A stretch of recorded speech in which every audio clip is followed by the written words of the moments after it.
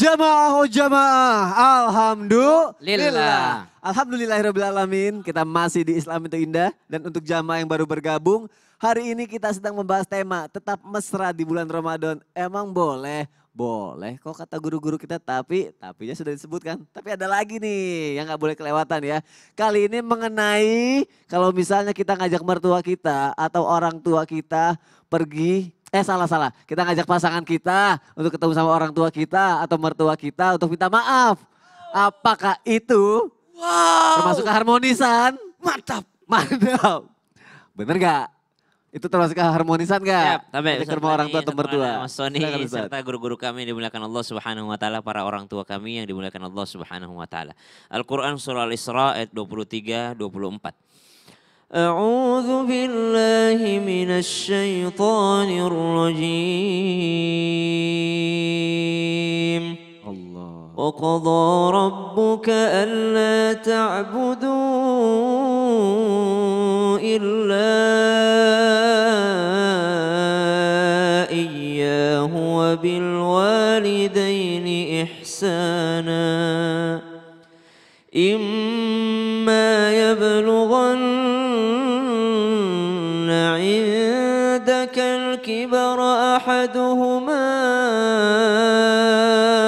أو كلاهما فلا تقل لهما أف ولا تنهرهما وقل لهما قولا كريما واخفض لهما جناح الذل من الرحمة وقل رب ارحمهما كما ربياني صغيرا. Dan Tuhanmu telah memerintahkan agar kamu jangan sampai menyembah selain daripada Dia Allah. Dan hendaklah kamu berbuat baik kepada ibu bapakmu. Jika salah satunya atau di antara keduanya atau kedua-duanya sampai berusia lanjut.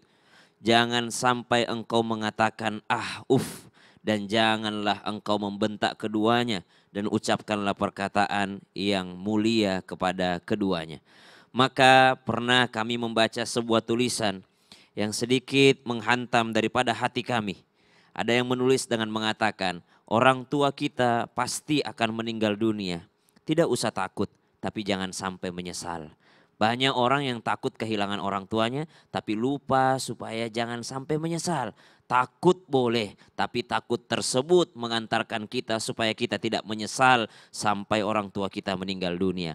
Mumpung mereka masih ada, datang, minta maaf, minta terima kasih, minta ridho kepada mereka.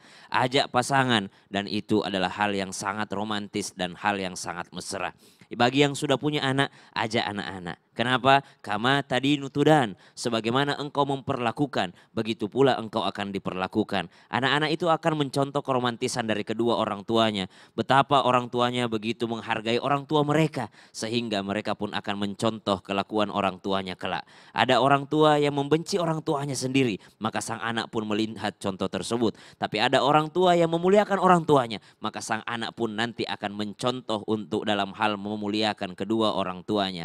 Apakah hal ini bisa disebut dengan kemesraan? Tentu saja. Lihat bagaimana baginda Nabi SAW senantiasa mengambil contoh tentang kasih sayang seorang anak dan orang tuanya. Lihat ketika Nabi memberikan contoh kasih sayang Allah Subhanahu wa taala, Nabi memberikan contoh seorang ibu yang sedang mencari-cari anaknya. Ketika sahabat ditanya oleh Nabi SAW, apakah kalian mengira cinta ibu itu kepada anaknya sangat besar? Maka sahabat radhiyallahu anhum ajma'in mereka mengatakan, iya, begitu cintanya seorang ibu kepada anaknya sehingga dia mencari-cari anaknya. Lalu Nabi SAW sampaikan, kasih sayang Allah terhadap hambanya jauh lebih besar daripada kasih sayang ibu tersebut. Nabi senantiasa mengingatkan kita agar menghargai, menghormati orang tua. Dan tidak jarang daripada seorang anak berbuat salah kepada orang tuanya. Wabil khusus di bulan Ramadan ini, betapa banyak anak yang membentak orang tuanya ketika dibangunkan sahur. Betapa banyak anak yang jangankan kata begitu banyak dia lontarkan kepada orang tuanya. Padahal orang tuanya hanya membangunkannya untuk sahur. Betapa banyak orang tua yang sebenarnya menangis, tidak tega melihat anaknya menahan lapar dan haus. Tapi untuk anaknya selamat di akhirat, mereka tega untuk membuat anaknya lapar dan haus dalam hal mengajarkan puasa kepada anak-anaknya. Begitu besar jasanya orang tua kita terhadap kita, maka romantis yang bisa kita lakukan adalah mengajak pasangan untuk datang kepada orang tua, meminta ridho mereka, meminta maaf mereka, dan berterima kasih kepada mereka. Jangan lupa titipkan daripada apa yang bisa kita titipkan kepada mereka. Jangan sampai kita datang nggak bawa apa-apa, tapi kita pulang bawa bekal yang banyak. Begitu banyak orang yang pulang kampung, harta orang kampung dirampok semua ke kota. Apa yang dia bisa ambil dari kampungnya dia bawa semua ke kota, tapi tidak ada yang dia bawa dari kota untuk orang tuanya di kampung. Maka bawakan sesuatu yang bisa bermanfaat bagi orang tua kita, sekaligus meminta ridho, mengajak pasangan, dan itu adalah sesuatu yang sangat mesra. Wallahu ta'ala alam. Berarti mesra bukan hanya kita kepada pasangan kita, tapi kepada orang tua yang sudah melahirkan kita dan mertua yang sudah melahirkan pasangan kita. Bayangin lagi gandeng virus ketemu mama. Ya. Lalu subhanallah virus nanya, "Mas, kalau aku sakit kamu juga rawat aku nggak kayak kamu rawat mamaku?" Itu Masya kan Allah. romantis. Iya, sweet Atau banget. Sony bilang ke virus, "Kalau aku yang sakit kamu rawat gitu juga nggak aku? Nanti anak-anak rawat kita juga nggak ya?" Subhanallah. Dan malah itu bentuk cinta yang terlalu dalam kalau gitu Masya ya. Allah. Masya Allah. Terima Siap. kasih Ustaz Syam untuk Sama-sama, penjelasannya. Sony. Bagaimana kita ingin diperlakukan, sebagaimana itu juga kita harus memperlakukan orang lain. Seperti yang Ustaz Syam tadi bilang, jamaah yang ada di rumah. Sekarang kita lanjutkan lagi, yuk kita masuk lagi ke segmen Tanya Dong Ustaz. Kami semua tanya dong Ustaz. Pertanyaan selanjutnya dari Instagram @airadania16. Aku bacain ya Aira ya. Assalamualaikum, tanya dong Ustadz, mau bertanya ke Ustadz Bani. Boleh. Masya Allah. Masya Boleh, Allah. boleh. Apakah diperbolehkan setelah berbuka puasa atau setelah sholat tarawih untuk berhubungan intim dengan pasangan ya Ustadz? Atau memang selama 1 bulan full jangan dulu Ustadz? Waduh, ini pertanyaannya menarik nih. Menarik sekali. Silakan Ustadz. Masya Allah. Al-Mawardi dalam An-Nukat wal Uyun menceritakan dulu awal-awal perintah puasa itu, mohon maaf ya, hubungan suami istri boleh selama sebelum tidur. Makan dan minum juga boleh selama sebelum tidur. Tapi kalau udah tidur itu gak boleh. Dulu awal-awal begitu. Ya. Sampai kemudian Umar ibn Khattab suatu hari pulang dari masjid, mohon maaf, beliau memiliki hasrat untuk menggauli istrinya. Begitu ditanya kata istrinya, mohon maaf suamiku aku udah tidur tadi ketiduran. Jadi gimana nih? Kata Umar, ini kayaknya sih alasan aja nih. Akhirnya mohon maaf diceritakan oleh Umar, kejadianlah malam itu hubungan suami istri. Paginya kemudian diceritakan kepada Rasulullah SAW. Ya Rasul gimana ya? Ternyata istri saya beneran tidur. Sebelum itu lalu saya ajak hubungan suami istri. Bagaimana berdosakah saya? Turunlah kemudian firman Allah Subhanahu wa taala di dalam surat Al-Baqarah ayat 187. Ba'da a'udzubillahi minasyaitonirrajim. Uhilla lakum lailatas siyami arrafasu ila nisaikum. Pada malam-malam di bulan Ramadan dihalalkan untuk kalian ar-rafas. Ar-rafas ini kalau secara bahasa artinya mohon maaf, kata-kata, ucapan, kalimat-kalimat yang mengantarkan pada hubungan suami istri. Menggoda, merayu dan kata-kata itulah, itu ar-rafas aslinya. Tapi kemudian ini dipakai untuk menjelaskan atau menggambarkan maksudnya hubungan suami istri. Jadi kalau di malam bulan Ramadan, jangankan ucapan, bicara, kata-kata, bahkan hubungan suami istri pun dihalalkan untuk kalian kata Allah. Boleh, baik sebelum tidur ataupun setelah tidur. Yang penting selama itu di malam hari, boleh nggak ada masalah. Masya Allah. Maka diperbolehkan buat suami istri melakukan hubungan suami istri di malam hari, nggak ada masalah. Kalau ditahan sampai 1 bulan full, khawatirnya meledak nanti. Ah, Kelamaan ditahan, meledaknya mending kalau sama pasangan. Sama yang lain, nauzubillah min dzalik. Alhamdulillah min dzalik. Dan khawatirnya di siang hari nggak ketahan, nah itu bisa bahaya. Maka malam hari silakan, boleh nggak apa-apa. Ustadz boleh nggak kalau misalnya buka kita apa istilahnya menyantap takjil langsung hubungan suami istri boleh apa enggak? Boleh juga, nggak apa-apa. Az-Zahabi dalam Syiar A'lamin Nubala beliau meriwayatkan bahwasanya Abdullah bin Umar radhiyallahu anhu beliau adalah ulama yang dihormati dari kalangan sahabat. Apa katanya? Beliau itu setiap kali berbuka begitu azan maghrib beliau yujami'u ahlahu atau imra'atahu. Beliau mohon maaf hubungan suami istri dengan istrinya. Maghrib nih selesai azan maghrib makan sholat maghrib langsung hubungan suami istri boleh silahkan nggak apa-apa. Nanti kalau isya, azan isya, mandi dulu. baru setelah itu salat isya. Bagi siapa ini? Bagi orang-orang yang ingin mengikuti Ibnu Umar. Kenapa beliau, mohon maaf, ba'da maghrib buka langsung hubungan suami istri? Karena sepanjang malam itu mau dipakai ibadah. Sampai sahur. Nah, tapi kalau kita, saya ibadahnya tarawih aja Ustaz. Itu juga sampai jam setengah 8. Jam 8 udah dehem-dehem udah pokoknya. Kalau seperti itu, maka sebaiknya setelah salat tarawih lah. Kita hubungan suami istri, kata Rasulullah SAW, terhitung sedekah, ada pahalanya. Sahabat nanya, ya Rasul, masa hubungan suami istri dapat pahala, ada sedekahnya? Iya, bukankah ketika kau lakukan kepada bukan pasanganmu, kepada yang haram dapat dosa? Iya ya Rasul, maka ketika kau lakukan pada yang bukan pasanganmu dapat dosa, begitu pula ketika kau lakukan kepada pasangan halalmu, di situ ada pahala dari Allah Subhanahu wa taala. Sudahlah siangnya kita dapat pahala, bermesraan tadi disampaikan oleh guru-guru kita, malam harinya juga kita melakukan hubungan suami istri, dapat pahala, hasrat itu terlampiaskan, puasanya kita lebih bisa menahan. Karena puasa hakikatnya menahan syahwatai al-batn wal farj. Puasa itu menahan syahwat perut dan yang di bawah perut. Bagaimana supaya kita bisa mengontrol tadi syahwat kita adalah dengan lampiaskan di malam hari. Begitu siang hari aman terkendali insya Allah. Masya Allah, berarti bisa dibilang pahalanya double gitu ya. Pahalanya double. Allah, terima kasih Ustadz Boleh ya. tuh. Sama-sama. Kalau gitu ya udah gitulah. Lanjut aja ya. Bacain aja pertanyaannya nih dari Instagram @ilyasjafar. Assalamualaikum, tanya dong Ustadz, mau bertanya ke Ustadz Maulana katanya. Ya, siap. Ustadz Maulana.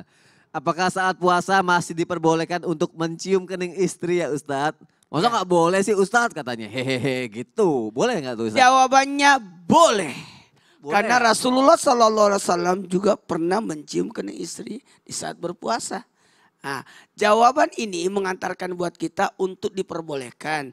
Tapi kalau tidak sanggup menahan dan bisa membahayakan puasa, lebih baik hindari. Lebih baik hindari. Tapi kalau mampu menahan, silakan. Why not? Kenapa tidak? Wow. Iya dong. Karena bila dilakukan dalam keadaan berpuasa, yang sepanjang tidak menimbulkan syahwat, itu masih aman-aman aja. Tapi kalau mengkhawatirkan, meragukan, ini bisa masuk kepada makruh. Dan kalau dibatalkan, habis mencium kening, lari kemana-mana. Waduh. Ya. Apalagi disianyakan hukumannya ini nih. Hukumannya dendanya, kafaratnya kalau orang berhubungan di siang hari. Itu hukumannya puasa 2 bulan. Ya Allah. Berturut-turut. Berturut-turut. Gak boleh bolong sekalipun. Gak boleh. Kalau bolong sekali, Ulang lagi. Ulang lagi. Ya Allah. Jadi pas puasa ke Udah puasa ke 29. 9 batal, ulang lagi. Dari 1 lagi. Ya. Wow, Makanya hati-hati. makanya. Waduh, gimana caranya? Terus kalau tidak sanggup berpuasa, kalau tidak sanggup ya, maka bisa diganti dengan memberi makan. Tapi lebih baik puasa dulu. Oke. Itulah bahayanya mencium kening. Oh, Kalau tidak tahan. iya. Dia mendingan dihindarin aja dulu kali ya. Buat Ananda sibukkan dengan kebaikan. Tadi bersama ibadah dan kalaupun suka sama istri ya silakan. Cuma mungkin pakai alas menciumnya. Pakai ini kali ya, bed cover tutupin dulu. Gitu. Cium gitu ya. Kan tebel tuh ya. Jadi gak ada. Tadi solusinya. Oke. Lebih baik malam hari aja, jangan di siangnya. Udah jangan Karena ya. hati-hati, berapa dendanya? 2 bulan puasa berturut-turut. Gak boleh salipun bolong. Ya Allah, udah tahan dulu ya jamaah ya. Ustadz terima kasih ya untuk jawabannya Ustadz. Masya Allah tabarakallah. Tapi terima kasih jamaah sudah bertanya di Islam itu indah. Insya Allah bisa bermanfaat buat kita semua. Sekarang kita lanjutkan lagi sesuai tema kita. Sekarang aku mau nanya sama Ustadz Bani. Ustadz. Gimana? Kalau kita sering melaksanakan doa bersama sama pasangan nih Ustadz di bulan Ramadan itu membuat kita semakin romantis gak sih? Terus kayak lebih dimudahkan gak sih atau lebih gampang dikabulin gak sih doa-doa kita Ustadz? Masya Allah. Doa Silakan, bareng Ustaz. dengan pasangan ya? Iya. Masya Allah. Bagi yang ada pasangannya, Bagi yang ada ya. ada yang ada. Ya. Banyak-banyaklah berdoa bersama pasangan. Masya Allah. Kalau kita buka surat At-Tur tuh, di ayat 21, Allah Subhanahu wa taala berfirman, "Ba'da a'udzubillahi minasyaitonir rajim, walladzina amanu wattaba'athum dzurriyyatuhum biimanin alhaqna bihim dzurriyyatahum wama alatnahum min amalihim min syai'. orang-orang yang beriman, lalu anak keturunannya semua juga mengikuti dalam keimanan, besok kami kumpulkan, kami pertemukan mereka bersama di surganya Allah Subhanahu wa taala. Wa ma alatnahu min amalihi min syai', tanpa mengurangi sedikit pun kebaikan-kebaikan pahala yang sudah dilakukan oleh kedua orang tuanya. Kullu mri'in bima kasaba rahin. Masing-masing itu dapat pahala sesuai dengan amalannya. Ayat ini dan seterusnya dari 21, 23 terus 22, 23 sampai 28 ini menceritakan tentang orang yang masuk surga bareng-bareng bersama dengan keluarga, dengan istrinya, anak, cucu, cicit semuanya masuk dalam surganya Allah Subhanahu wa taala. Di antara kenapa mereka bisa masuk surga, kok bisa bareng-bareng dengan pasangan, anak cucunya? Di ayat 28-nya ditegaskan, qalu inna kunna min qablu nad'uh innahu huwal barrur rahim. Mereka mengatakan dulu kami di dunia itu biasa nad'uh, berdoa kepada Allah Subhanahu wa taala. Meskipun kalau kita lihat terjemahan di situ, nad'uh di situ terjemahannya adalah ibadah. Jadi kenapa kami bisa masuk surga bersama keluarga, pasangan, anak, keturunan? Karena kami di dunia dulu biasa beribadah kepada Allah Subhanahu wa taala. Innahu huwal barrur rahim. Sesungguhnya Allah itu maha luas kebajikannya, lagi maha penyayang. Tapi kata Syekh Abdurrahman As-Sa'di dalam Taisirul Karimur Rahman, beliau mengatakan nad'uh di situ, doa di situ maknanya bisa doaul ibadah wa doaul mas'alah. Artinya bisa doa di situ maknanya bareng-bareng beribadah tadi, baca Quran bareng, buka puasa bareng, qiyamul lail bareng, disampaikan oleh guru kita Ustaz Maulana. Selain ibadah-ibadah itu bareng juga nad'uh maknanya kata Syekh As-Sa'di adalah doaul mas'alah. Dia berdoa bareng dengan pasangannya. Masya Allah. Suami yang berdoa, istri yang mengaminkan. Atau sebaliknya, istri yang berdoa, suami yang mengaminkan. Atau berdoa bersama-sama, itu adalah ibadah. Dan itu kebiasaan calon penghuni surga yang akan bersama dengan pasangannya ketika di dunia mereka selalu berdoa bersama. Masya Allah. Itu karenanya diajarkan pertama kali oleh orang tua kita, yaitu Nabi Adam alaihissalam dan Ibunda Siti Hawa begitu turun ke bumi ini, mereka mengakui dosa dan kesalahan. Apa ya Allah, bagaimana caranya supaya engkau ampuni dosa dan kesalahan kami? Diajarkan oleh Allah. Yang kemudian dibaca oleh Nabi Adam alaihissalam dan juga Ibunda Siti Hawa yang diabadikan oleh Allah dalam surat Al-A'raf ayat 23. Qala, dua tuh. Mereka berdua berkata, Rabbana zalamna anfusana wa illam taghfir lana wa tarhamna lanakunanna minal khasirin. Mereka berdua berkata, ya Allah kami zalim terhadap diri kami. Wa illam taghfir lana, kalau engkau tidak ampuni kami berdua ini ya Allah. Wa tarhamna, dan kau tidak sayangi kami berdua ini. Lanakunanna minal khasirin, pasti kami berdua termasuk orang yang rugi. Dan itu dibaca oleh berdua mereka. Diajarkan oleh orang tua pertama kita, diikuti oleh kita semua. Ayo berdoa bersama dengan pasangan. Tapi jangan sampai doanya nyindir.